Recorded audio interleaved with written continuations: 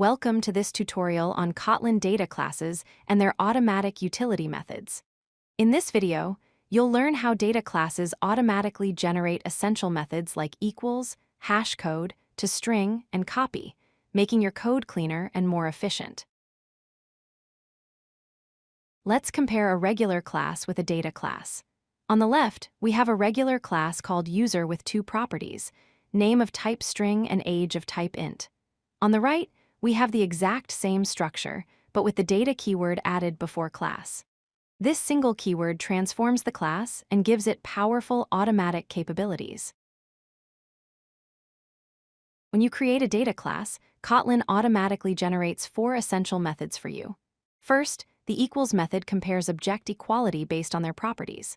Second, the hashCode method generates a hash value used in collections like sets and maps. Third, the toString method creates a readable string representation of the object. And fourth, the copy method allows you to create modified copies of objects. All of this happens automatically without writing any code.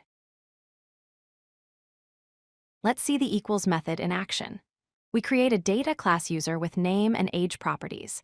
Then we create 2 separate instances, user1 and user2, both with the same values, Alice and 25. When we compare them using double equals, it returns true because their property values are identical. However, using triple equals for referential equality returns false because they are different objects in memory. This structural equality is automatically provided by the data class. The hashCode method is crucial for using objects in hash-based collections. When we create 2 user objects with identical values, calling hashCode on both returns the same hash value. This is important because when we add both users to a set, the set recognizes them as duplicates based on their hashcodes and equals method.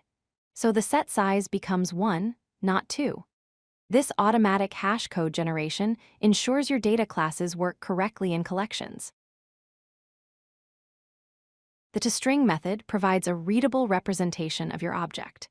When we create a user object and print it, or explicitly call toString, we get a formatted output showing the class name followed by all property names and their values in parentheses. Instead of seeing a memory address like regular classes, we see user with name equals Alice, age equals 25. This makes debugging and logging much easier. The copy method is extremely useful for working with immutable objects. Starting with user1 containing Alice aged 25, we can create a modified copy using the copy method. By specifying age equals 26, we create user2 with the same name but a different age. Printing both objects shows that user1 remains unchanged with age 25, while user2 has age 26. This allows you to create variations of objects without modifying the originals, which is essential for immutable programming. Let's recap the key points. Data classes save you from writing boilerplate code by automatically generating equals, hashCode, and toString methods. The copy method enables you to make immutable object modifications easily. Data classes are perfect for representing value objects and data transfer objects in your applications. By using the data keyword, you get all these benefits with minimal code, making your Kotlin programs more concise and maintainable. If you like this video, hit that like button and don't forget to subscribe. Visit codelucky.com for more such useful content.